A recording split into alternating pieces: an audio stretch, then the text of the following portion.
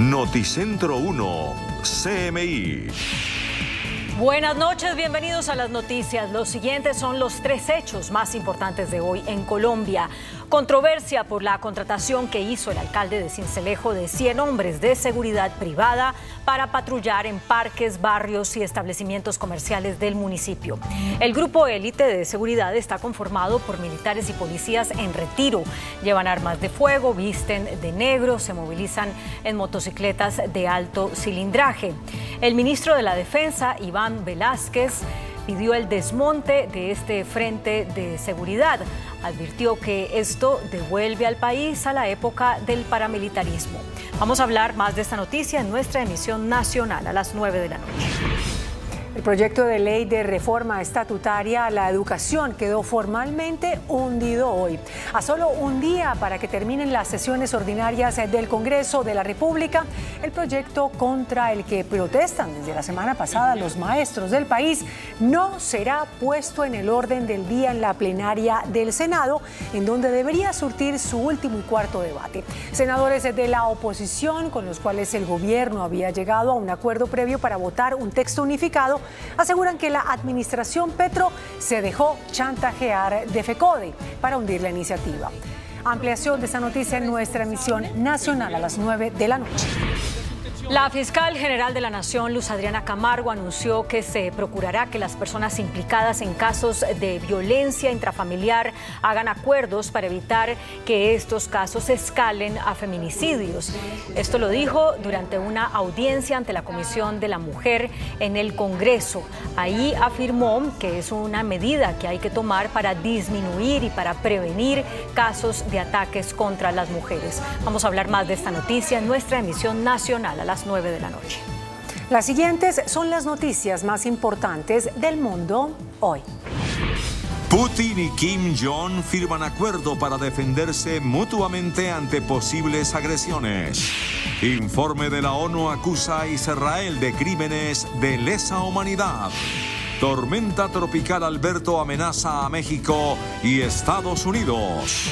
Por intensa ola de calor, 550 personas mueren durante peregrinación en la Meca. Luisiana se convierte en el primer estado de Estados Unidos en ordenar que se exhiban los 10 mandamientos en todas las escuelas. Rusia y Corea del Norte consolidaron un frente unido contra Occidente. Los mandatarios de ambos países firmaron una cláusula de asistencia mutua en casos de agresión. Al calor de la invasión rusa en Ucrania, el programa nuclear de Pyongyang y las tensiones de la península coreana, el presidente de Rusia, Vladimir Putin, y el líder supremo de Corea del Norte, Kim Jong-un, firmaron un denominado Acuerdo Integral de Asociación Estratégica, el cual se trata de un pacto de seguridad que incluye una cláusula de defensa mutua bajo el cual cada país acepta ayudar al otro a repeler una eventual agresión externa. 우리 두 나라 사이 관계는 동맹 관계라는 새로운 높은 수준에 올라섰으며 이로하여 조선민주주의인민공화국과 러시아 연방의 공동利益에 부합되게 지역과 세계의 평화와 안전 환경을 굳게 수호하면서 강력한 국가를 건설하려는 두 나라 지도부의 원대한 구상과 인민들의 세계적 염원을 실현시킬 수 있는 법적 기틀을 마련되었습니다. Ninguna de las dos partes divulgó los detalles de lo pactado, por lo que se desconoce de qué forma procederían en caso de activar la cláusula firmada. El pacto de defensa, que sustituirá los tratados diplomáticos firmados entre las dos partes en décadas anteriores, llega en momentos en que algunos países, incluido Estados Unidos, han autorizado a Ucrania a utilizar armas suministradas por Occidente para atacar el suelo ruso. La Oficina de la ONU para los Derechos Humanos acusó a Israel de posibles crímenes de lesa humanidad en Gaza.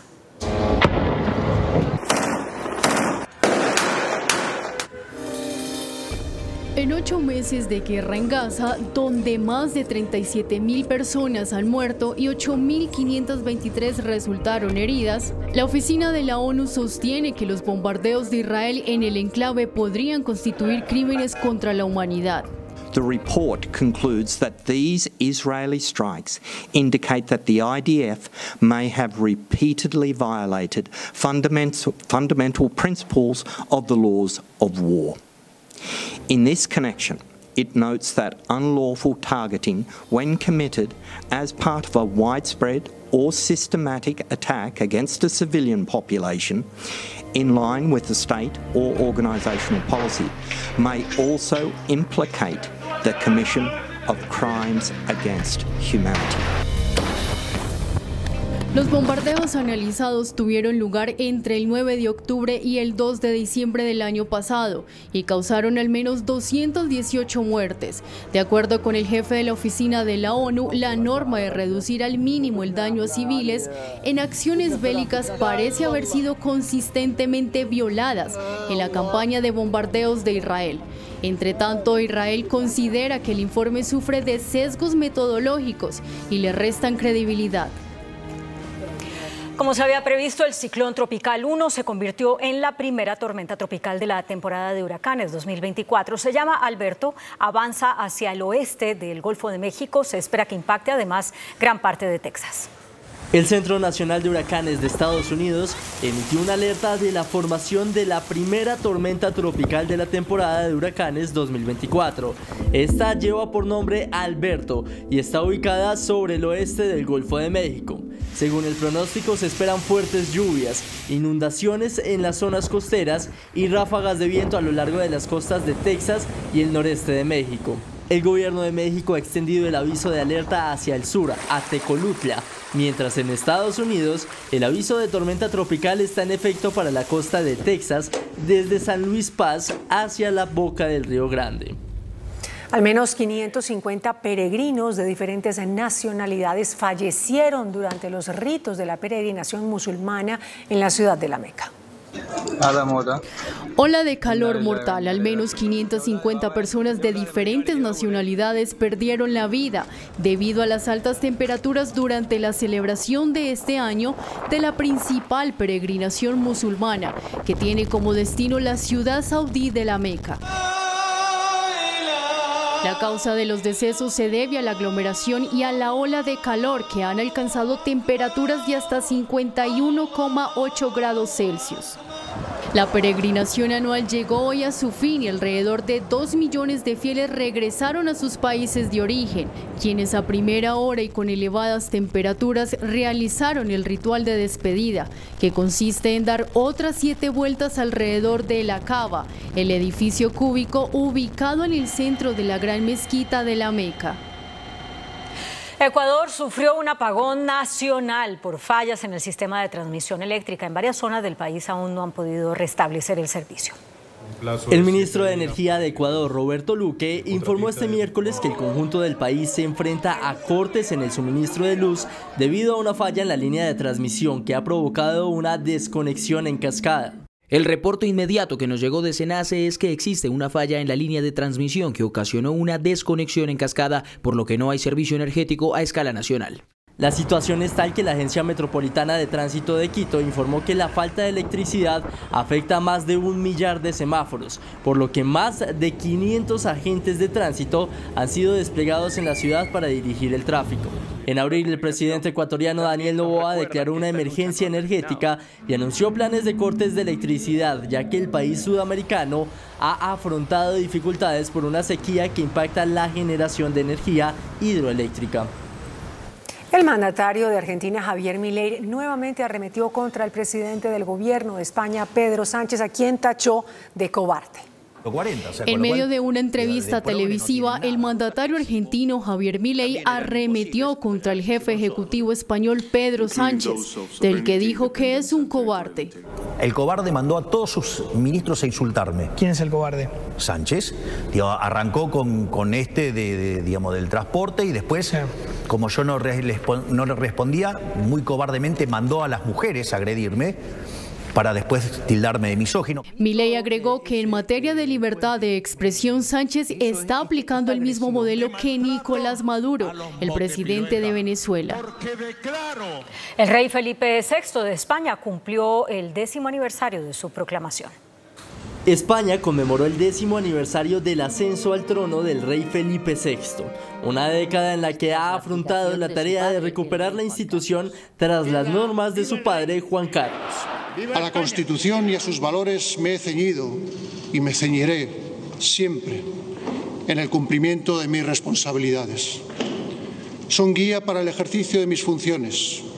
Fue y es el compromiso de un rey constitucional que trasciende la exigencia del deber. Lo es también en el plano personal y moral. Desde sus primeros meses como monarca, Felipe VI ha estado afectado por las supuestas irregularidades fiscales de su padre, por la investigación y posterior condena a su cuñado Iñaki Urdangarín y por los rumores de una posible infidelidad por parte de su esposa, la reina Leticia. Este último problema ha llevado a especular acerca de un divorcio en la monarquía. A pesar de ello, este miércoles el rey le agradeció a la reina por su apoyo en esta década. Todo este tiempo he contado con el gran apoyo de la reina. Con voluntad, dedicación y sensibilidad, su actividad institucional ha contribuido enormemente a dar visibilidad y atención a las necesidades de las personas, especialmente las más vulnerables. Personas cercanas a la monarquía aseguran que el rey de España se ha sentido devastado durante los últimos meses luego de enterarse de esta supuesta infidelidad de su esposa. El director ejecutivo de la compañía Boeing pidió disculpas a los familiares de las 346 víctimas mortales que dejaron los accidentes aéreos de esa compañía en 2018 y en 2019. La empresa de aviones Boeing enfrenta una investigación por el accidente de los vuelos Lion Air y Ethiopian Airlines en 2018 y 2019, en los que fallecieron 346 personas por fallos de diseño en los modelos 737 MAX. Por lo que el director ejecutivo fue interrogado acerca de la seguridad, la transparencia y los estándares de calidad de la compañía durante una audiencia ante una subcomisión del Senado de Estados Unidos, donde aprovechó el momento y pidió disculpas a los familiares de las víctimas. I would like to apologize on behalf of all of our Boeing associates spread throughout the world, past and present, for your losses. They're gut-wrenching. And I apologize for the grief that we have caused. And I want you to know we are totally committed in their memory to work and focus on safety. A non-compliant MCAS. Por su parte, las familias de las víctimas de los dos accidentes mortales pidieron al Departamento de Justicia de Estados Unidos que busque una multa contra la compañía de hasta $24.780 millones y siga adelante con el proceso penal. El Estado estadounidense de Luisiana obligará a que los 10 mandamientos sean exhibidos en las aulas de las escuelas públicas. Lo hizo por medio de una ley que además autoriza, aunque no exige, la exhibición del Pacto de Mayflower, la Declaración de Independencia y la Ordenanza del Noroeste en las instituciones educativas estatales de primaria a secundaria. Y ahí, en Estados Unidos, un grupo de médicos creó un dispositivo capaz de reducir o eliminar los síntomas del tinnitus. Imagine escuchar un zumbido constante en sus oídos que no se puede apagar. El trastorno, conocido como tinnitus, afecta a millones de adultos en todo el mundo y aunque no existe una cura conocida, este dispositivo aprobado por la Administración de Alimentos y Medicamentos de Estados Unidos, llamado Lenire, podría entrenar al cerebro para que ignore esta incómoda sensación en los oídos y así ayudar a aliviar esta afección. El tratamiento se llama neuromodulación bimodal y combina dos estimulaciones. Una son los tonos agudos y graves reproducidos a través de auriculares y el otro son suaves impulsos electrónicos generados por un dispositivo que se coloca dentro de la boca. Los científicos dicen que el tratamiento, a pesar de no eliminar esta percepción de sonido, debilita las vías de la tinnitus. Pregunta Yamil. Muy buenas noches. El Contralor General de la República, doctor Carlos Hernán Rodríguez, asumió hoy plenamente sus funciones y al hacerlo reiteró las bases de su función fiscal. El Contralor Rodríguez es nuestro invitado de esta noche. En los últimos días, señor Contralor, gracias por aceptar esta invitación. Altos funcionarios han dicho que peor que el narcotráfico en Colombia es la corrupción. ¿Qué tan cierta es esa afirmación? Muchísimas gracias, Yamit, por la gentil invitación. Aquí estuvimos sentados la última vez hace algo más de un año ya, y pues para mí es muy placentero y muy grato poder tener la oportunidad de compartir con usted nuevamente y con su amplísima audiencia el día de hoy. Gracias. Sí, la verdad es que el tema de la corrupción pues es una frase bastante golpeada. Creo yo que ya se ha convertido en una frase de todos los días, y pienso que pues lo que se debe hacer es nada diferente de aprovechar las herramientas que constitucionalmente están establecidas para el Contralor General y para la Contraloría. En primer lugar, pues todo lo que tiene que ver en aras de recuperar el patrimonio público, que es lo que le corresponde a la Contraloría y se ha venido haciendo. Pero de igual manera, trabajar un poco más allá de ello, y pienso que para luchar contra la corrupción hay una palabra ahí que es muy clave, que es impunidad. Pero para la impunidad se requiere también de un principio de colaboración armónica que se debe articular con la Procuraduría y la Fiscalía General de la Nación, para que cada organismo desde su precisa competencia pueda desarrollar este trabajo de manera armónica y sancionar a quien eventualmente incurra en algún tipo de responsabilidad fiscal, penal o disciplinaria. Durante su gestión, señor Contralor, ¿cuánto ha podido recuperar de bienes perdidos? Mire, en este momento refiero yo lo que tiene que ver en la gestión del plan de acción. Va a completar 2 años. Yo me había colocado una meta de 1 billón de pesos, vale la pena decir, al finalizar los 4 años, de recaudarlos en efectivo, que es lo que siempre se le ha reclamado a la Contraloría. El vicecontralor en ejercicio de funciones, el doctor Carlos Mario Zuluaga, con cada funcionario de la Contraloría continúa en ese ejercicio, y a hoy se ha recuperado en recurso público una cifra cercana a los 2 billones de pesos. Y en general se ha logrado recuperar una cifra cercana a los 10 billones de pesos. Por esa razón, la meta que nos colocamos ya ahora en esta nueva etapa es tratar de doblar esa cifra, o sea, recuperar al final del periodo 20 billones. A mí me parecía utópico hablar de 1 billón en efectivo en el primer arrancando, pero mire que se lograron 2. Entonces tenemos que colocarnos una meta bastante fuerte, y para esto, ¿qué hay que hacer, Yamit?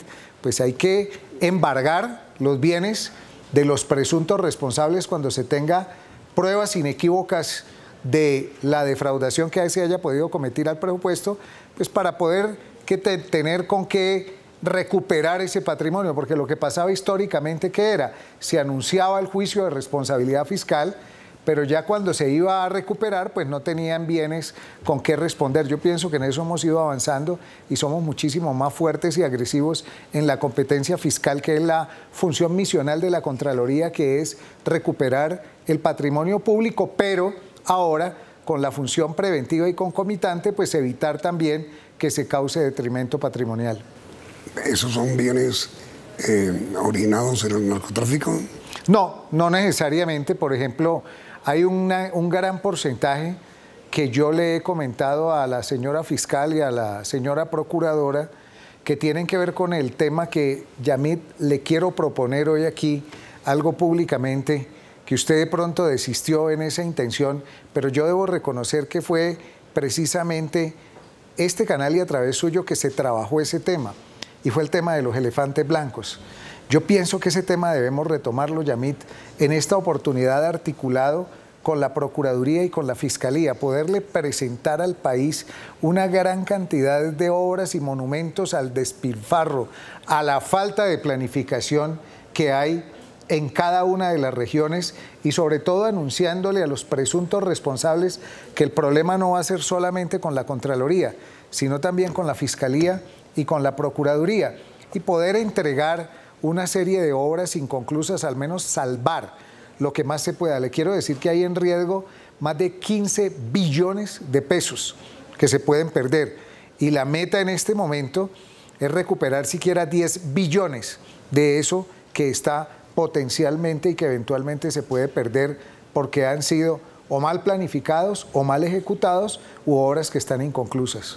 Pero sabe, Contralor, que eso es muy complicado, nosotros en CNI, en la denuncia de los elefantes blancos, decidimos concluir esa denuncia porque es que nadie responde. Sí. Nadie. Sí.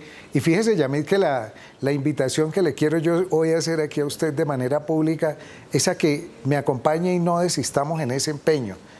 Que no desistamos en ese empeño, por ejemplo, de mirar, y quiero citar algunos casos de qué pasó con la reconstrucción de Putumayo, que podamos nosotros ponerle la cara y determinar responsables y mirar de ahí en adelante qué se puede hacer. Lo que estábamos hablando de Valledupar, recuerda usted, lo de la casa en el aire, a nosotros que nos gusta tanto el vallenato, Yamid, y que eso no termine siendo un monumento al despilfarro y a la desidia, sino que, hombre, se termine al menos, pero que respondan a una adecuada planificación. Es que aquí la defraudación al patrimonio público arranca en el momento mismo de la planificación. Se falla en la planeación, desde ahí se comienza a articular todo. Hombre, lo que ya está, miremos a ver qué podemos rescatar y cómo lo podemos terminar. Y en lo que está arrancando, miremos a ver de qué manera se va a planificar en adecuada forma, acorde a la necesidad, y no única y exclusivamente para ejecutar por ejecutar y simplemente no mirando el bien y el beneficio general de la ciudadanía, sino por ejecutar un presupuesto. Y a ver, Contralor, ¿ahí qué se puede hacer? No, lo que podemos hacer, Yamid, es sencillamente un inventario claro.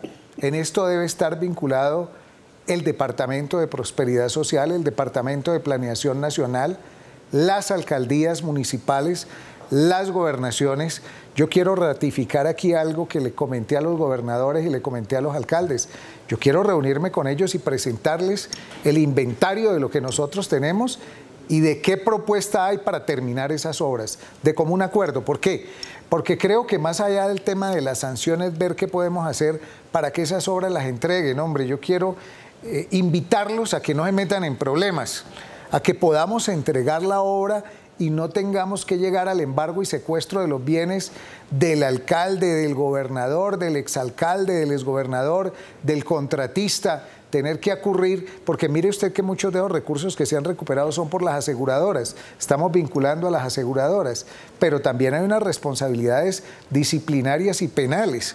Hombre, no nos metamos en problemas y miremos a ver cómo contundentemente podemos asumir esa tarea y ese reto, no desencantarse con ello, porque me parece que lo que nos puede matar es perder ese grado de esperanza y de credibilidad que podemos tener en ello. Yo pienso que si Dios dio la oportunidad, Yamid, de volver a estar aquí en este tema, es para procurar en este tiempo, en lo que Dios considere que deba estar, determinar y mirar de qué manera podemos contribuir a que podamos satisfacer en algo en la entrega de esas obras, y por eso le hago la invitación a usted, porque yo sé que usted es uno de los principales, como muchos colombianos, que se desencantaron frente al tema, porque dijo, dejémoslo ahí porque veo que no hemos podido avanzar en ello. Y yo creo que tenemos que mostrar que sí somos capaces de poder avanzar frente a este tema de manera articulada. Pues, Contralor, somos en este sentido servidores suyos. Organícelo y cuente con nosotros. Muchas gracias, Yamid. Y regresamos al plano. Gracias. Bueno, pero hablábamos, Contralor, de la corrupción en Colombia. ¿Qué hacer? No, la corrupción en Colombia, le repito, desde el punto de vista de la Contraloría, recuperar el recurso público que eventualmente fue ejecutado en indebida forma. Para ello, pues embargar los bienes y recuperar. Pero también la Contraloría tiene que actuar de manera preventiva. Y de manera preventiva será lanzar las advertencias cuando eventualmente considere que se va a causar un detrimento patrimonial, sin que ello implique coadministrar. Pero le comentaba a usted que precisamente ahí el gran reto está en el trabajo articulado con la Fiscalía y con la Procuraduría General de la Nación. Y debe haber un trabajo articulado porque la gente, más allá de que sea Contraloría, Fiscalía, Procuraduría, lo que le interesa es que no haya impunidad, que luego la persona no termine burlándose o riéndose frente a una eventual defraudación que cometió. De hecho, por ejemplo, nosotros hemos embargado los bienes de muchísimas personas. Tenemos en este momento, le quiero decir, Yamid, sin que hayan sanciones, embargos por más de 3.5 billones de pesos. Embargos de personas, de funcionarios y exfuncionarios públicos. Eso es una cifra, me parece a mí, alarmante. ¿Y embargos por qué? Embargos porque están implicados en procesos de responsabilidad fiscal en los que, a juicio de la Contraloría y acorde al acervo probatorio que nosotros tenemos, pues ese juicio de responsabilidad, sin que implique a un nivel de prejuzgamiento, pues seguramente no va a tener un buen final. Y si no va a tener un buen final, pues nosotros tenemos que garantizar la manera y la forma de cómo resarcir el patrimonio público. Y la única manera de cómo se obtiene el resarcimiento de ese patrimonio público es teniendo la garantía de tener los bienes para poder, lógicamente, que esto vuelva al patrimonio del Estado. Ahora, Contralor, sobre ese tema de los elefantes blancos, lo que más duele ahí,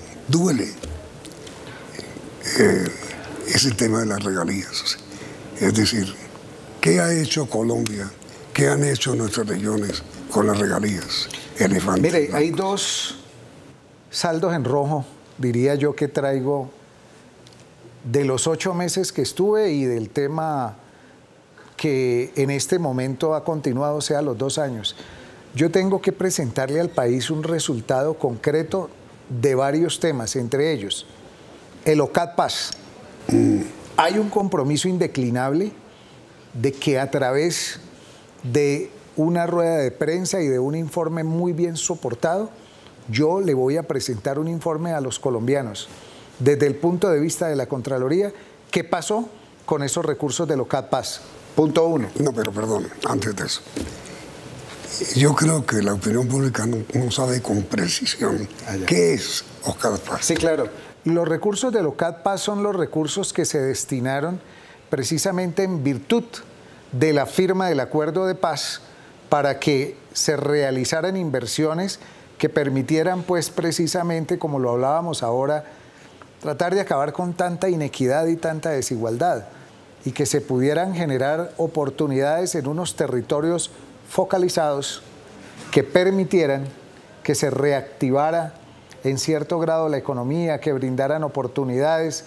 Pues bueno, aquí hay que presentar un balance de qué pasó con eso, dónde se ejecutaron esos recursos, qué pasó y por qué fueron a determinada parte. Esa es una de las circunstancias.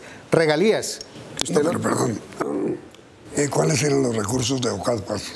Los recursos de OCAD Paz fueron recursos específicos con destinación que a través de un comité debieron y fueron dirigidos para que en unos territorios determinados se invirtieran producto o en virtud del acuerdo de paz. ¿Y eso a cuánto asciende? No, estamos hablando nosotros de billones de pesos. Yo estoy hablando de billones. Billones de pesos. Estoy hablando de que en lo que tengo detectado, tenía detectado inicialmente, y a mí le pido el favor que me disculpe de pronto alguna imprecisión en la cifra, pero yo estoy hablando de presuntas responsabilidades fiscales por una cifra superior a los 350.000 millones de pesos. Y estamos hablando de recursos que pueden estar en riesgo de 5 billones de pesos. No, es una plata profundamente considerable. Perdida. En la que vamos a ver que no se vaya a perder, lo que se pueda recuperar, o sea, hay que recuperarlo y explicarle a los colombianos qué pasó en cada cosa, por qué se destinó a determinada zona, qué se destinó y cómo se ejecutó. Si no se ha ejecutado, no ha pasado, pues explicar qué ha pasado. Si no ha pasado, pues entonces ¿dónde están los responsables? Yo lo haré desde el punto de vista patrimonial. La señora fiscal sé que está trabajando un tema bastante importante en ello, sobre ese mismo tema, y sé que en la Procuraduría también hay investigaciones sobre ello. ¿Cómo está el trabajo de los 3 organismos, ahora que usted los menciona, Contraloría, Procuraduría y Fiscalía? ¿Qué tan coordinados están ustedes? Contraloría, Fiscalía, Procuraduría. Mire, yo tengo una muy buena relación personal con la señora Procuradora y con la señora Fiscal. Pero pues debemos nosotros trascender más allá de la relación simplemente personal, y yo creo que hay una buena coordinación, hay una importantísima, un muy buen hilo de comunicación, pero hay que trascender el ámbito personal al ámbito de la entidad y la competencia. Me explico. Carlos Hernán Rodríguez estuvo como Contralor 8 meses y posteriormente siguió Carlos Mario Zuluaga con un plan de acción porque no lo construyó Carlos Hernán Rodríguez, eso fue construido con todos los funcionarios de la Contraloría y la Contraloría, Yamit, siguió funcionando y hay resultados para mostrar.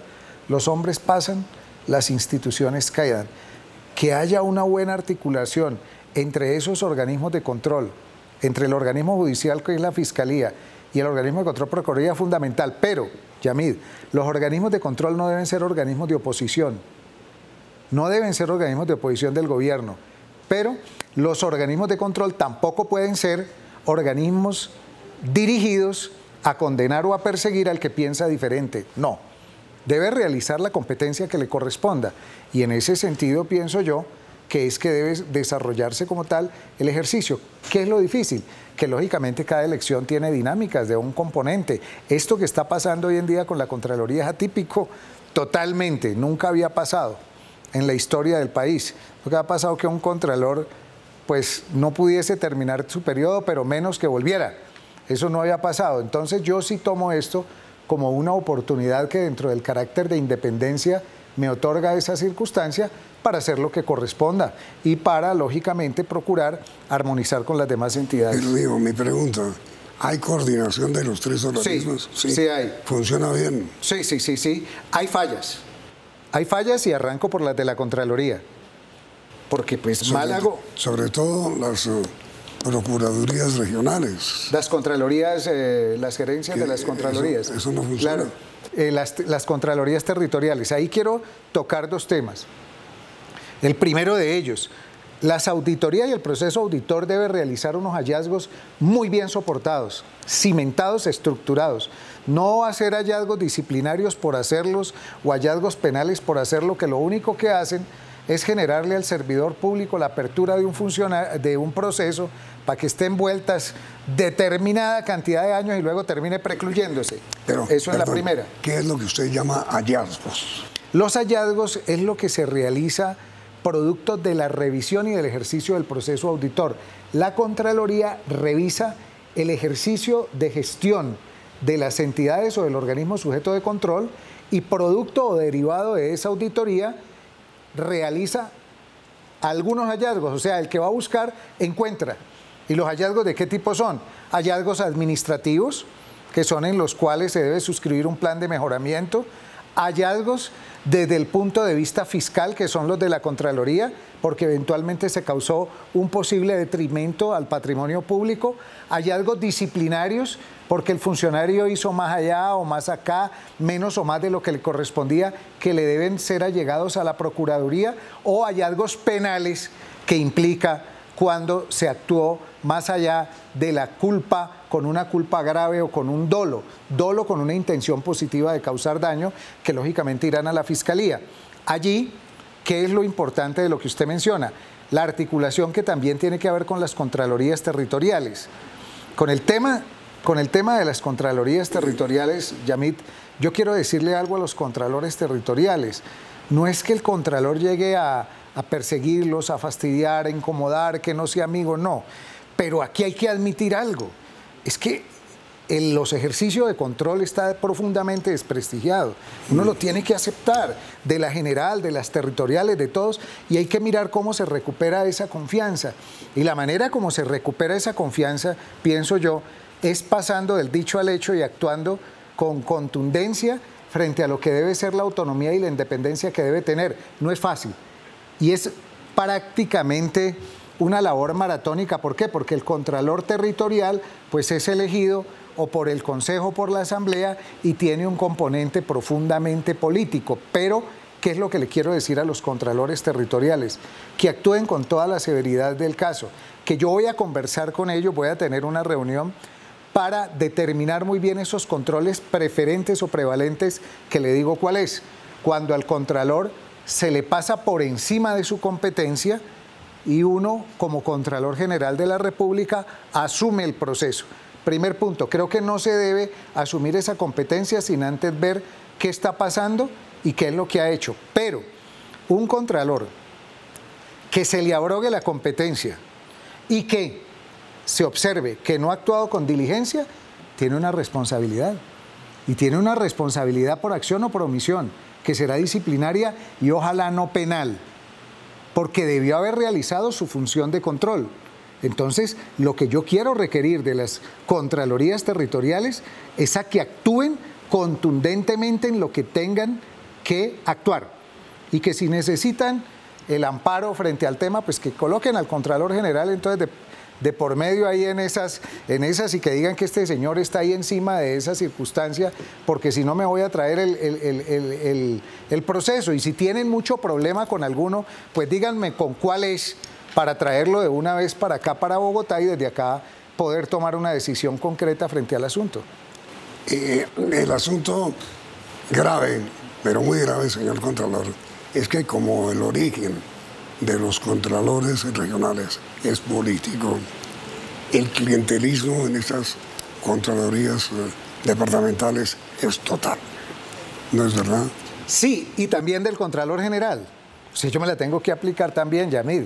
Le digo por qué, porque es que hay un proceso de carácter técnico que lo escoge una universidad, que hay unos exámenes, que hay una hoja de vida, pero posteriormente pasa al Congreso de la República. ¿Qué ventaja hay en este caso del Congreso de la República? Que en la primera elección se obtuvo 260 votos, en esta obtuve 265 votos y eso otorga muchísima legitimidad. Legitimidad y autonomía, ¿por qué? Porque es que por el Contralor General no votó una coalición determinada, votó prácticamente de manera unánime el Congreso y en ese sentido votaron tanto congresistas simpatizantes del gobierno como congresistas de la oposición, y pienso yo que eso otorga un grado de autonomía para ejercer la función. ¿Pero usted no hizo también clientelismo? Fíjese que no. Si eso se hubiese sido una elección únicamente por circunstancias que se dijera usted de una reelección clientelar, usted vota por mí o yo le entrego tal cosa. No, de verdad que le digo que no, Yamid. Yo le tengo que decir a usted, mirándolo a la cara, que ninguno de los partidos políticos, ni de gobierno ni de oposición, me impusieron a mí para llegar que tenía que someterme a una u otra cosa. No, me reclamaron dos cosas. Los del gobierno, que no fuese a ser un instrumento para chantajear al gobierno o para perseguir al gobierno, o fuese a ser un instrumento de oposición.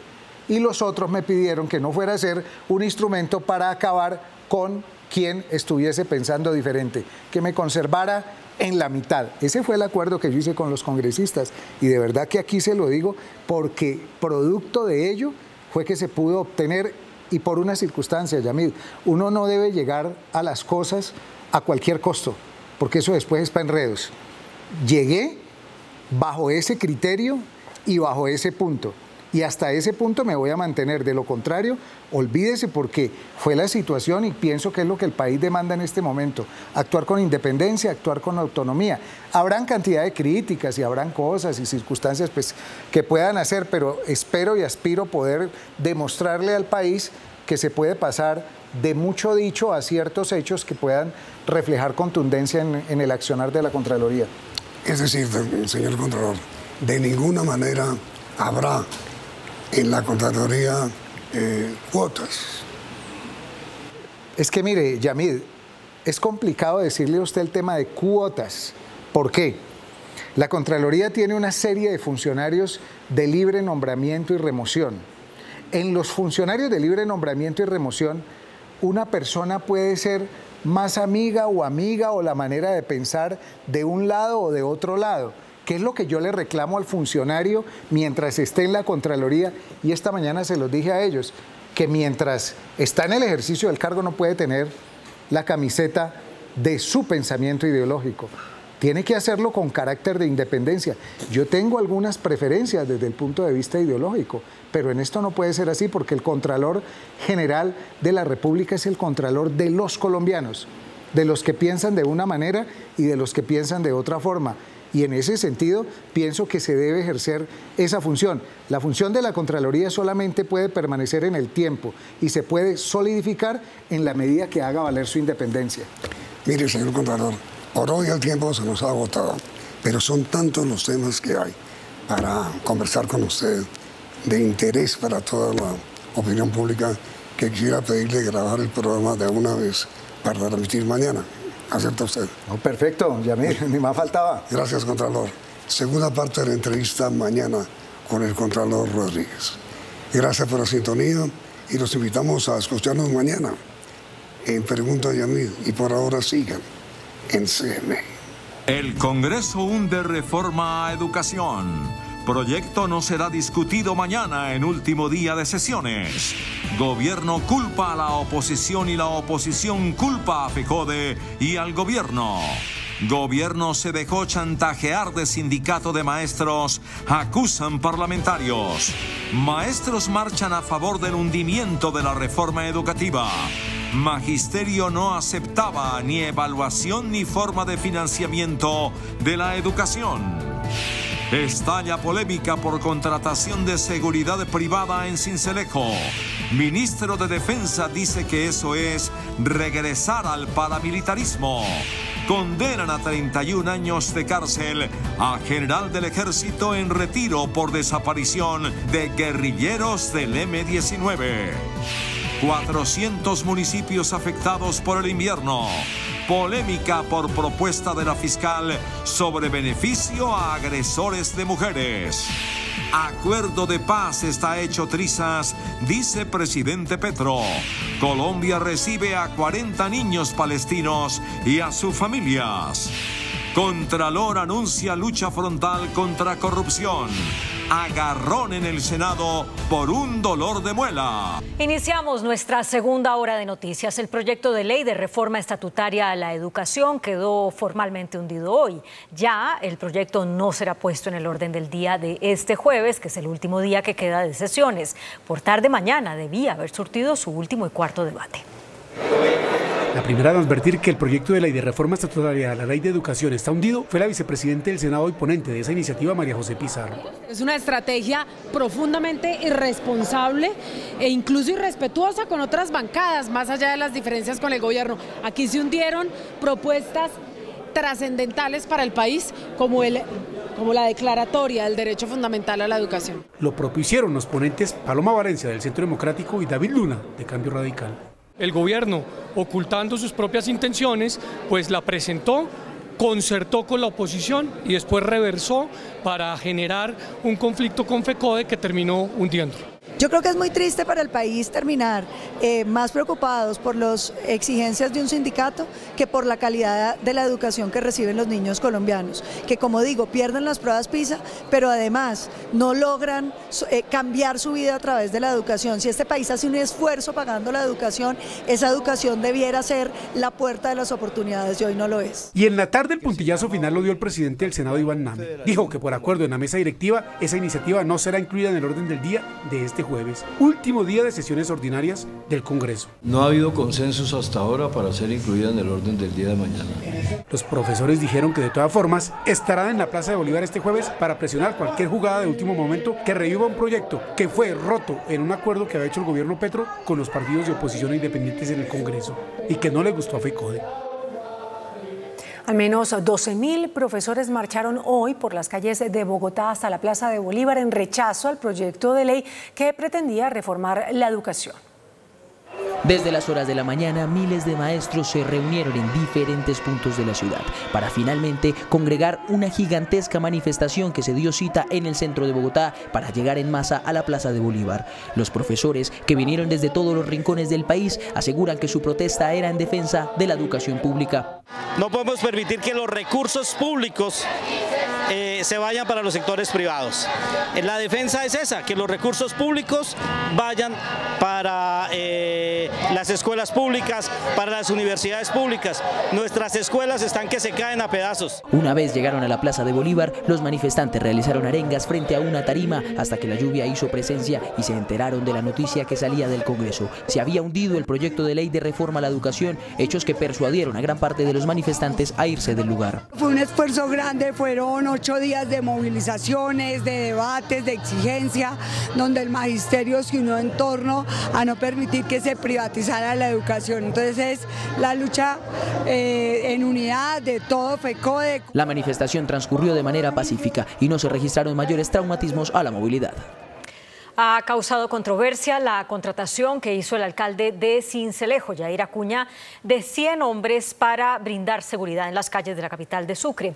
El gobierno nacional ordenó el desmonte del Frente de Seguridad con el argumento de que esto devuelve al país a la época del paramilitarismo. Ante la polémica por contratar un frente de seguridad compuesto por 100 hombres, en su mayoría militares en retiro, quienes andan armados, vestidos de negro y en motos, el alcalde de Sincelejo, Yair Acuña, explicó. Satanizar a las empresas de vigilancia a nivel país, yo creo que terminaríamos, cuando llegamos a un centro comercial y encontramos un vigilante, entonces debemos sentirnos seguros o inseguros. Cuando llegamos a la sede de la Contraloría, de la Procuraduría, de la Fiscalía, incluso la Fiscalía General tiene servicios de vigilancia privada en la puerta. A lo que el ministro de Defensa Nacional, Iván Velázquez, le ordenó. La alcaldía de Sincelejo debe desmontar de inmediato este frente de seguridad que nos devuelve a épocas superadas del paramilitarismo, precisamente en una región que sufrió sus más graves impactos. El alcalde ha expresado que se trata de seguridad privada contratada por la alcaldía para cuidar calles, parques donde no hace presencia la policía. Que revisemos dentro del Estado Social de Derecho. Dentro del Estado Social de Derecho estamos dentro de la legalidad. Y si el Estado Social de Derecho dice que es la legalidad, tenemos que seguir actuando en legalidad. En las calles de Sincelejo, en el departamento de Sucre, este es el panorama. Un frente de seguridad trabajando al servicio de la alcaldía. En el lanzamiento estuvo el propio comandante de la policía de esa zona del país, quien apoyó la iniciativa. Ministro y alcaldes se reunirían para llegar a un acuerdo sobre la situación. Por su parte, el director de la Policía General, William Salamanca, reveló que el subdirector de la institución, general Nicolás Zapata, se desplazará a Sincelejo para evaluar los frentes de seguridad. Para atender la orden del ministro de Defensa, Iván Velázquez, el director nacional de la Policía, el general William René Salamanca, designó para que viajara a Sincelejo a atender el tema del Frente de Seguridad creado por el alcalde local, Yair Acuña, al subdirector de la institución, el general Nicolás Zapata. Sobre eso hay que tener una prudencia con cada decisión que se tome. Yo entiendo que cada mandatario tiene el propósito de velar por la seguridad de sus conciudadanos, bienvenido, pero cada paso que se dé en este tema hay que saberlo medir, mirar bien las normas y eso viaja el subdirector general de la policía a Sincelejo. Espera el director de la policía el informe del subdirector para saber qué hacer con ese frente de seguridad que no le gusta al gobierno del presidente Gustavo Petro, que privados mantengan la seguridad en Sincelejo. Y por la desaparición de una guerrillera del M-19 en la retoma del Palacio de Justicia, el Tribunal de Bogotá impuso una condena de 31 años de prisión al general en retiro Iván Ramírez.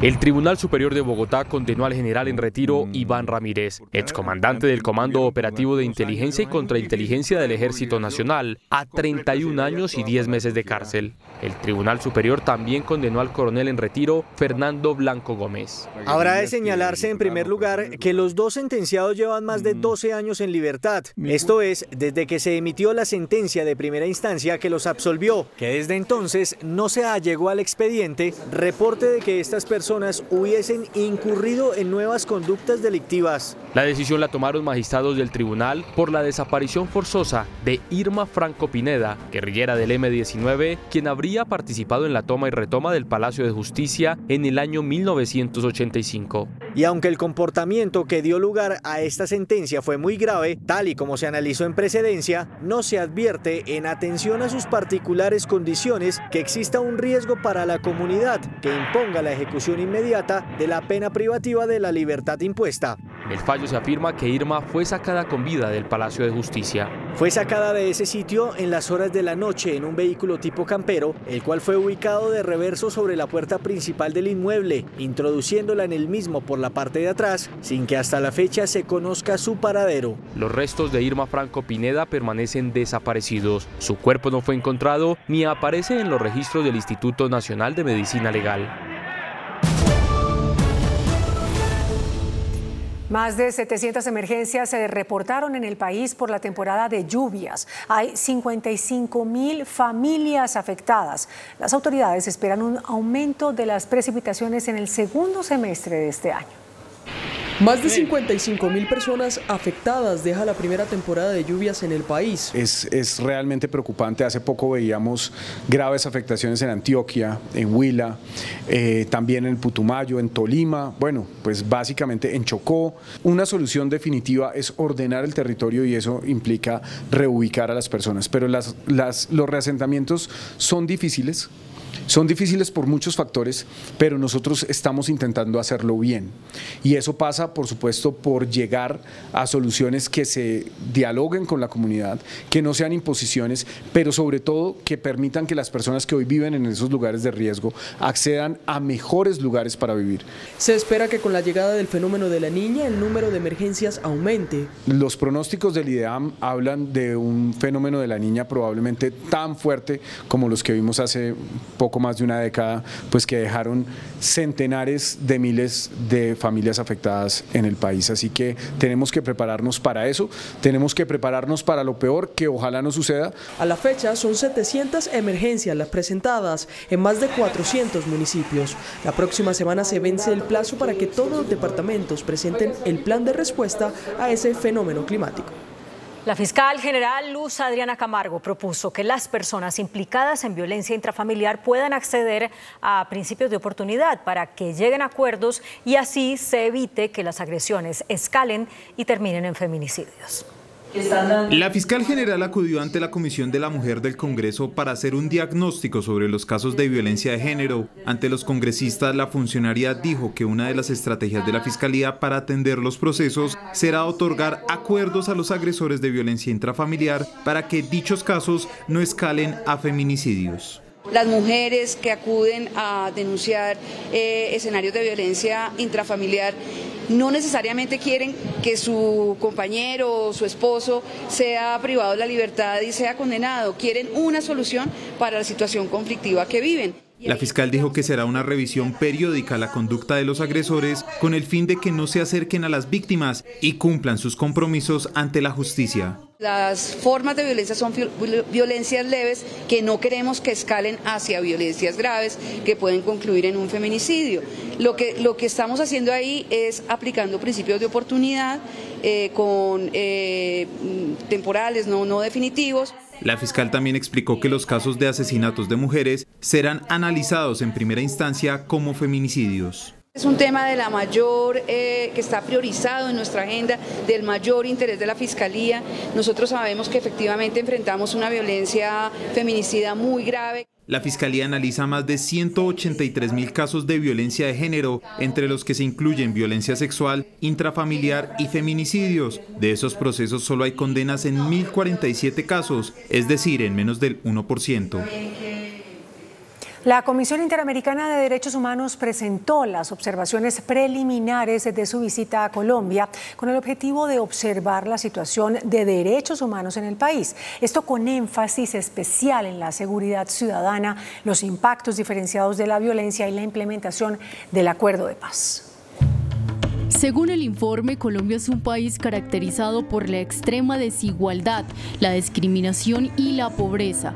Estos factores se encuentran en las raíces del conflicto armado y en general en las diferentes manifestaciones de la violencia, debido a la débil o inexistente presencia del Estado, particularmente en regiones donde predominan los pueblos indígenas, comunidades campesinas y personas afrodescendientes, lo que ha permitido una reconfiguración del conflicto armado, expandiendo y fortaleciendo sus posiciones con el objeto de controlar los territorios y economías ilícitas, principalmente el narcotráfico, la minería ilegal, el secuestro, la extorsión y el tráfico de personas. La Corte Interamericana de Derechos Humanos concluyó: en Colombia se ha consolidado una cultura de la violencia como consecuencia del largo conflicto armado que ha afectado a sucesivas generaciones desde hace 65 años. La normalización de la violencia conlleva a que se acuda a ella, inclusive como un medio ordinario de resolución de conflictos. En medio de un encuentro con comunidades campesinas, el presidente Gustavo Petro dijo que el acuerdo de paz logrado con las FARC está hecho trizas.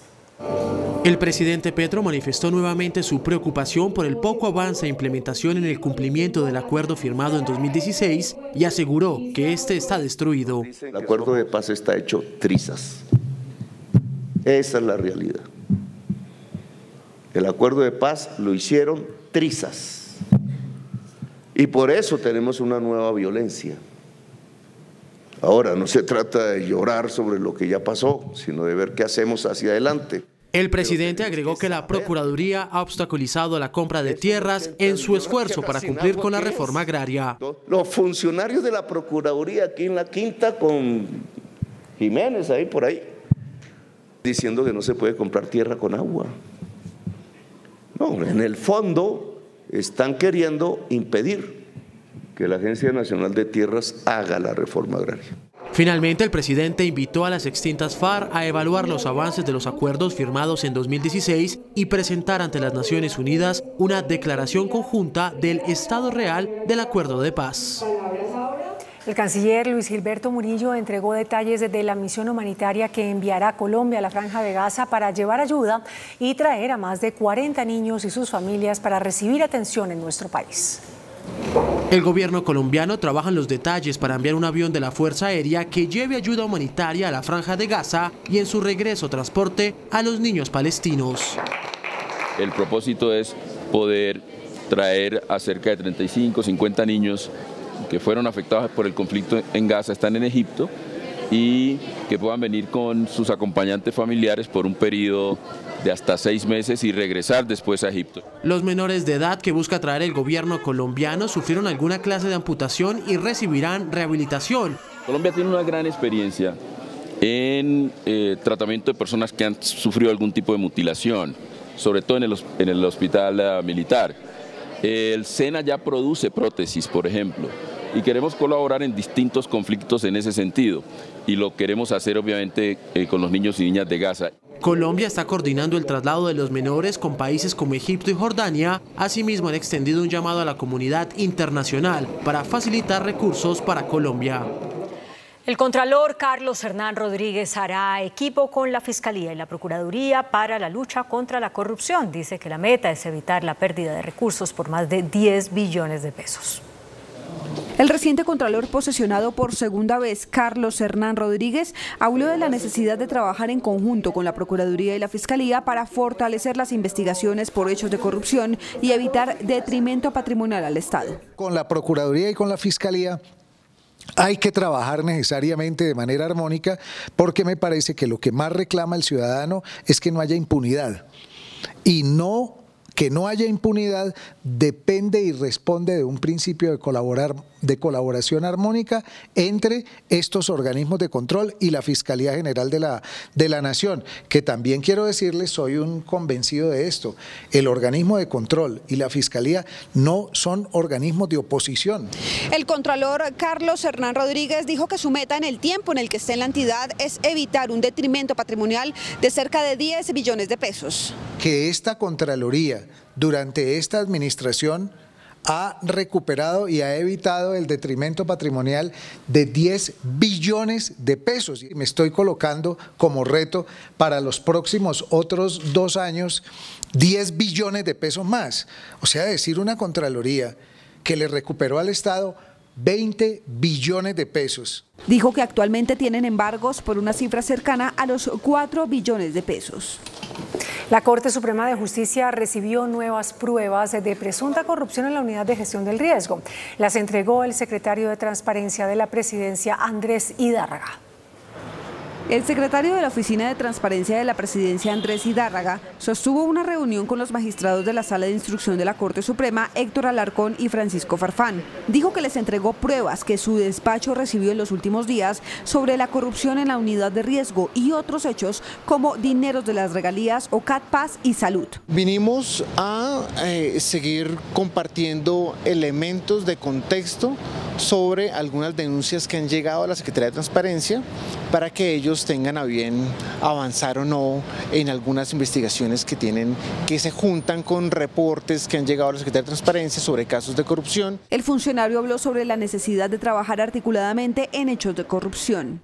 Poner a articular a todos los poderes públicos para ir a fondo en esclarecer los hechos relacionados con el mal manejo de los recursos públicos, y en eso estamos. Aquí estamos para articular, para generar puentes, para dialogar, porque eso es lo que necesita el país. Idárraga fue quien denunció en febrero los hechos de corrupción de la unidad de riesgo. Recordó que el abogado de Olmedo López pidió que fuera separado de la mesa anticorrupción de la presidencia y esa solicitud fue negada.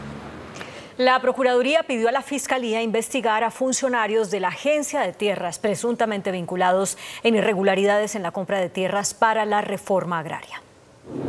El procurador delegado para asuntos ambientales, Gustavo Guerrero, dijo que estarían en riesgo aproximadamente 136.000 millones de pesos por la compra, al parecer irregular, de tierras para la reforma agraria. Se trata de un informe que alerta de estas irregularidades. Se identificaron predios que probablemente no tienen la aptitud para actividades agropecuarias, por ejemplo, predios con restricciones ambientales. Guerrero habló de anticipos ilegales. Hay una situación que es muy preocupante, y es que se hicieron desembolsos de anticipos cuando la ley no prevé esta situación.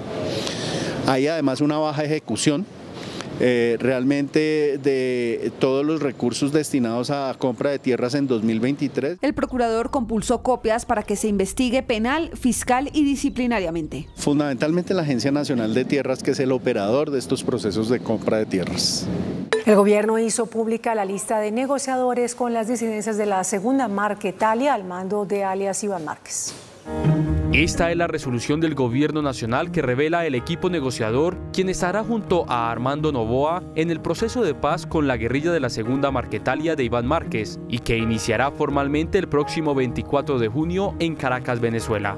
Tulio Gómez, propietario de la América de Cali, hará parte de la mesa de conversaciones en calidad de miembro de apoyo de la delegación del gobierno. También serán negociadores el coronel del ejército Jaime Joaquín Ariza, la académica y columnista Gloria Arias Nieto, la abogada María Camila Moreno y Gabriel Bustamante, caucano y actual subdirector de la Unidad de Restitución de Tierras. También estará como negociador del gobierno nacional el exgobernador de Nariño y excongresista Parmenio Cuellar. También habrá en la delegación un comité consultivo técnico que asesorará y brindará apoyo a los negociadores. Y a nombre del secretario general vamos a estar acompañando ese espacio que esperamos pues avance de manera ojalá expedita.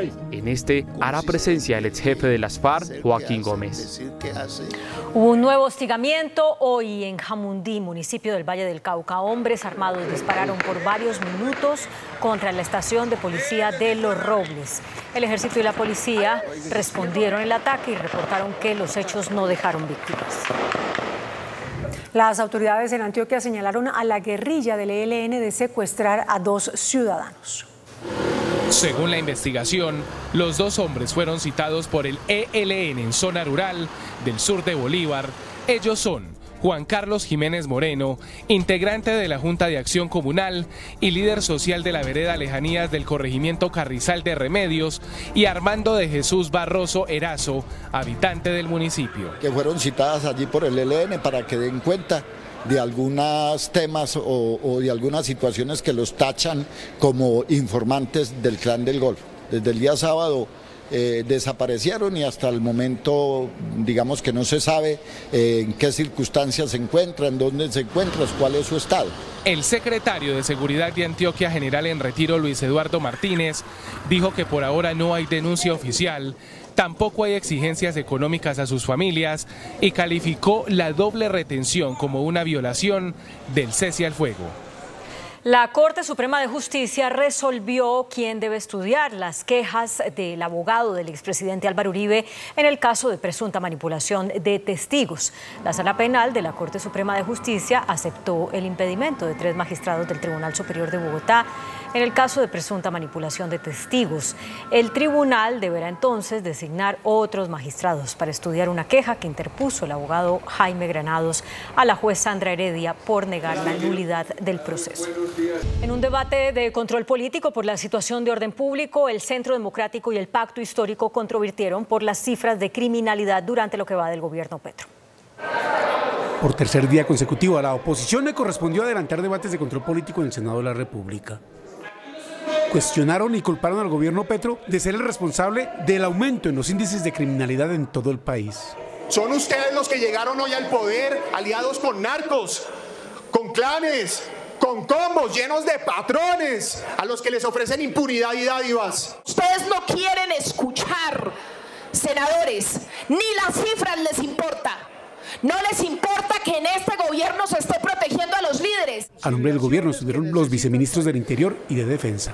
Presidente.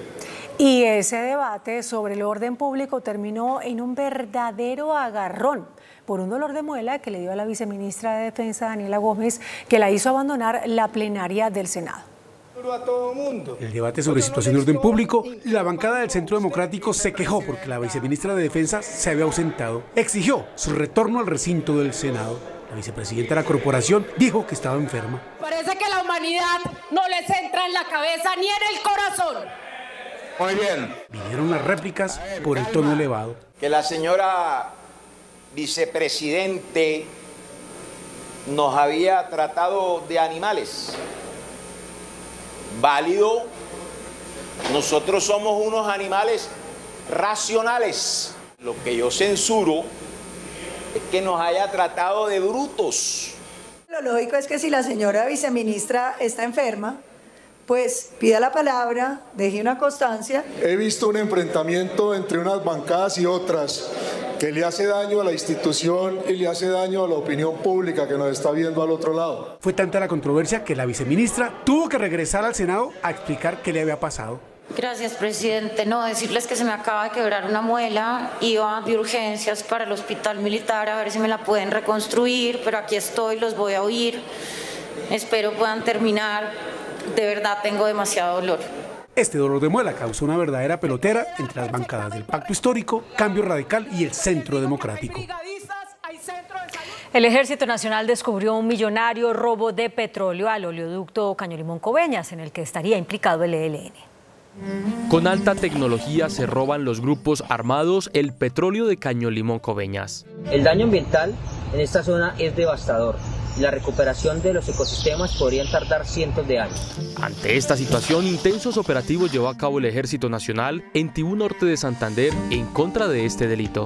Estos lugares tenían capacidad para almacenar y procesar más de 30.000 galones de petróleo. Las autoridades lograron inhabilitar 2 refinerías ilegales, 3 piscinas artesanales y 2 válvulas ilícitas con las que se robaban el crudo. En las cuales se puede evidenciar el hurto de crudo que realizan los integrantes de los grupos armados ilegales en zona rural del municipio de Tibú. Luego de robar el petróleo, este se procesaba para convertirlo en combustible artesanal, conocido como petagrillo, el cual es utilizado en la producción de cocaína. El presidente Gustavo Petro culpó a los expresidentes Andrés Pastrana y Álvaro Uribe por los bajos resultados académicos de los estudiantes en el país. Esto tras conocer los resultados de las pruebas PISA que ubicaron a Colombia en los últimos puestos en la clasificación de la Organización para la Cooperación y el Desarrollo Económico. La Comisión Primera de la Cámara aprobó un proyecto de ley para garantizar que los pequeños campesinos cultivadores de coca no sean procesados por narcotráfico. Un proyecto de ley busca que los pequeños cultivadores de coca no sean procesados por narcotráfico. Un pequeño cultivador es un campesino que subsiste del cultivo de la coca, por ejemplo, si hablamos del cultivo de la coca. Hoy quedó en el proyecto que el pequeño cultivador se determina por determinar la subsistencia, pero además el área cultivada. Ante el riesgo de narcos colados, los impulsores de la ley dicen que hay blindaje para evitar las jugadas jurídicas. Es para pequeños cultivadores que además se acojan a los programas de sustitución, ¿sí? Los programas de sustitución son compromisos entre el cultivador y el Estado. El proyecto pasó su primer debate en la Comisión Primera y seguirá su tránsito en la plenaria de la Cámara. La Personería de Cali denunció malos tratos a algunos pacientes que permanecen en un centro de rehabilitación. Después de conocerse estas crudas imágenes de los internos del Centro de Rehabilitación para Personas con Problemas de Adicción, Camino Real, ubicado en zona rural de Cali, encadenados y gritando los sufrimientos vividos en este lugar. Le pegan a la gente, mano. Míreme como yo soy un soldado profesional de 8 años de guerra, ya como me tenían allá dentro de las cadenas, vea. Me están matando a mero golpe porque te hablaba con derechos humanos. Allá mataron a una mujer a punta de electricidad, de golpe y la ahorcaron. Fundación Camino Real le llama a mí. El personero de Cali denunció estas torturas torturas vividas por estas personas ante la Fiscalía y solicitó una pronta intervención a este lugar para evitar alteraciones en las pruebas. Ese maltrato tiene que ser investigado y sobre todo establecer los responsables para que el rigor de la ley se aplique sobre ellos. El personero agregó que adelantarán un censo de estos espacios que están funcionando en Cali para la rehabilitación de personas con problemas de adicciones y adelantar visitas para inspeccionar las condiciones en las que están las personas que se encuentran internadas en estos lugares y garantizar que se les respeten los derechos humanos. La Corte Constitucional entregó a la Arquidiócesis de Bogotá el crucifijo que estuvo en su sala plena por 25 años. La entrega la hizo el presidente de la Corte Constitucional, magistrado José Fernando Reyes, junto con los magistrados en sala plena. Desde julio de 1999 estuvo ese crucifijo en la sala. Las muertes en accidentes de tránsito bajaron en Colombia luego de 4 años con tendencia al alza. Este miércoles la Agencia Nacional de Seguridad Vial dio a conocer el balance de siniestralidad entre enero y mayo de este año. 3.294 muertes presentadas, 19 menos que en el mismo periodo del año anterior. Pues es una buena noticia que el número de muertes está reduciéndose en 0.57% en este año con respecto al año anterior, pero todavía hay muchísimo trabajo que hacer para que esas reducciones se mantengan en el tiempo y sean significativas. El usuario de motocicletas sigue siendo el que más muere en las vías, 1.984 muertes este año frente a 2.073 del año pasado. Hay reducciones en 2 actores muy vulnerables que son los motociclistas y los ciclistas, pero hay aumentos en el número de peatones atropellados y hay aumentos en los ocupantes de vehículos particulares. No se veía un acumulado a la baja en la siniestralidad en el país desde la pandemia del coronavirus. Las autoridades investigan el hurto de 8 motocicletas de alta gama en un concesionario de vehículos ubicado en el norte de Bogotá. Los sujetos llegaron a las 3:40 de la mañana en 2 camionetas con platón. Con una varilla rompieron la puerta en vidrio de la entrada y en cuestión de 2 minutos subieron las motocicletas a los carros en los que llegaron y huyeron por la carrera 19. Fueron 6 vehículos, 6 motocicletas de modalidad enduro, pit bike y 2 bicicletas electroasistidas. Está alrededor de los 90 millones de pesos, supera los 90 millones de pesos las pérdidas. La alarma que tenía el concesionario no funcionó y una vendedora informal fue quien notificó a la policía al percatarse del saqueo del establecimiento.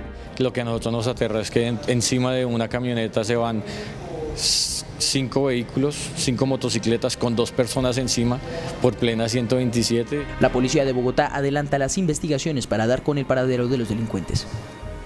La empresa de acueducto de Bogotá informó sobre cambios en el color del agua en gran parte de la ciudad debido a un aumento de la presión en la línea Tibitoc.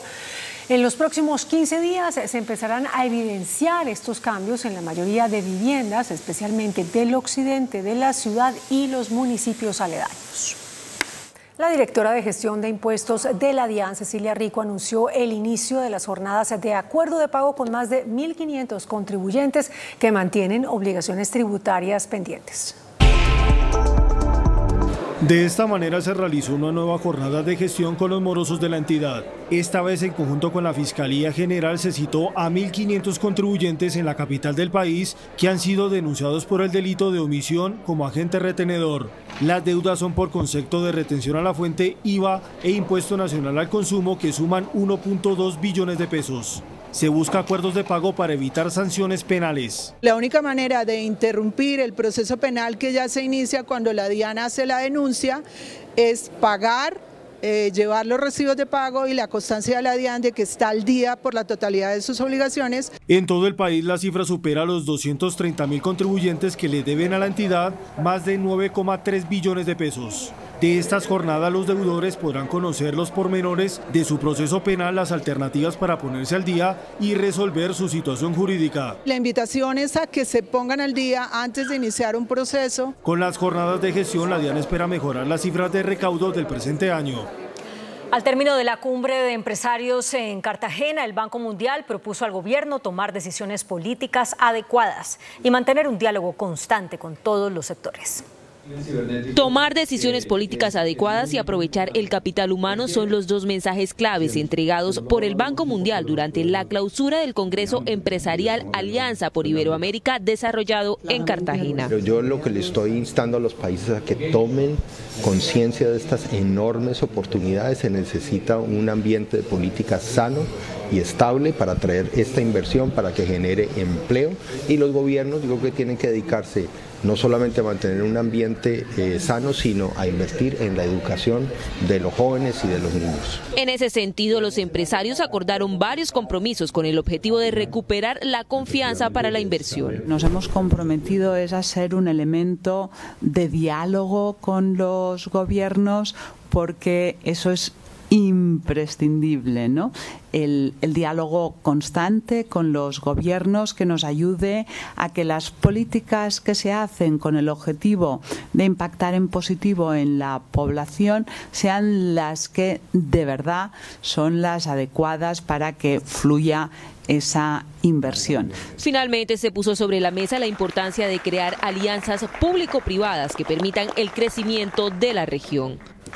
Alcaldes de ciudades capitales pidieron al gobierno una reforma fiscal para que los recursos lleguen a las regiones y así disminuir la centralización. Alcaldes de las ciudades capitales del país participaron del panel Alcaldes para una Nueva Colombia durante el Congreso del Consejo Empresarial Alianza por Iberoamérica, donde plantearon la necesidad de hacer una nueva reforma fiscal que le permita una mayor participación a las regiones. Esto es un tema que se debe evaluar, y es una reforma fiscal para darle más autonomía, más recursos a las regiones, para que en verdad podamos invertir la plata de los colombianos, en la ciudadanía. Que vemos mayor centralismo, que vemos una dependencia inmensa desde las regiones frente al gobierno central, que la tal promesa de descentralización nunca llegó, todo lo contrario, hoy hay más centralismo que en cualquier otro momento en la historia de Colombia. Y lo que nosotros necesitamos ahora es certezas. Los alcaldes hablaron de los efectos que ya comienzan a sentir tras el recorte presupuestal hecho por el gobierno nacional. La Comisión Tercera de la Cámara aprobó en primer debate el proyecto que fija topes para las alzas en el impuesto predial. Después de varias sesiones, la Comisión Tercera de la Cámara de Representantes aprobó en primer debate el proyecto de ley que busca poner techos a los incrementos del impuesto predial en el país. Se estableció un rango entre el 30 y el 200% como referente, el cual se aplicará una vez se tenga la actualización catastral del territorio nacional. Los valores dependerán de cada municipio y sus consejos municipales. Buscamos regular una implementación progresiva de la actualización catastral, de manera que no golpee los bolsillos de los colombianos. La funcionaria aclaró que el proyecto evita cobros exagerados o extralimitaciones de los gobernantes en el cobro de este impuesto. Asimismo, se regula a que predios paguen sus valores reales, bien sea por modificaciones en su estructura o por cambio en su actividad económica. Solamente hasta el 19% de los municipios se acerca a un valor catastral más o menos acorde. Del resto, tenemos una desactualización catastral enorme, pero además de eso, la brecha entre el valor catastral de los inmuebles y el valor real es atroz. El proyecto pasa a consideración de la plenaria de la Cámara ya en segundo semestre del año. La Comisión Primera de la Cámara aprobó la creación de Ecominerales, una empresa estatal para la comercialización de minerales.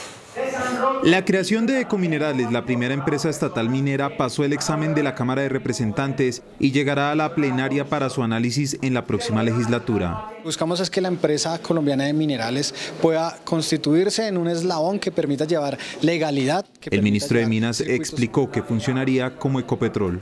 Es una empresa industrial del Estado, tendrá las posibilidades de la comercialización, el aprovechamiento de minerales y tendrá un gobierno corporativo, tendrá una junta directiva, todo eso está ahí determinado. Los ponentes de la iniciativa garantizan que habrá igualdad de condiciones con las empresas mineras. La creación de la empresa Ecominerales no plantea la posibilidad de que haya un monopolio por parte del Estado. Lo que hará esta empresa es competir en las mismas condiciones de todas las empresas privadas, nos ayudará a organizar la pequeña y mediana minería en Colombia y por supuesto nos ayudará a resolver temas de conflicto armado en algunos territorios. El proyecto de ley será analizado en segundo debate en la próxima legislatura. El comercio anunció unas jornadas especiales para reactivar cayeron las ventas. Las denominaron primatón. Con el objetivo de reanimar el comercio, el gremio lanzó la Primatón, jornada que busca la reactivación del sector que en mayo arrojó cifras negativas. Esta jornada consiste en descuentos del 40 al 80% en diferentes productos. A la fecha, más de 200 marcas han aceptado la invitación de FENALCO para vincularse a la iniciativa que se desarrollará del 28 al 30 de junio. Que le dé la oportunidad a los colombianos de poder comprar, como en aquellos días sin IVA, productos con grandes descuentos, con promociones especiales. El dirigente señaló que estos descuentos masivos se darán a costa de las utilidades y así rotar inventarios. El índice de capitalización de la bolsa, que mide el comportamiento de las 25 principales acciones, cerró a la baja. El índice selectivo MSCI Colcap de la Bolsa de Valores de Colombia bajó 0,65% a 1.380 puntos. La acción de Concreto fue la que más subió, con una valorización de 8,7% a 300 pesos. La acción de Nutresa fue la que más bajó, con una pérdida de 4,79% a 55.220 pesos. La acción más negociada de la jornada fue la de Ecopetrol, al movilizar más de 5.000 millones de pesos, con una variación negativa de 0,61% a 2.430 pesos. El dólar se mantuvo estable. Indicadores económicos en Noticentro 1 CMI. Por ser día festivo en Estados Unidos, la tasa representativa del mercado se mantiene en 4.101 pesos con 87 centavos. Los profesionales del cambio compran la divisa en promedio entre 1.860 pesos y la venden entre 1.910 pesos. Un euro cuesta 4.457 pesos. La libra de café en Nueva York se cotizó a $2.26. El azúcar se transó en 18,90 centavos de dólar la libra. El barril de petróleo WTI se cotizó en $80.64 centavos. La referencia Brent para Colombia se cotizó en $85.27 centavos. Una acción de Ecopetrol cuesta 2.430 pesos. Hasta aquí Noticentro 1 CMI.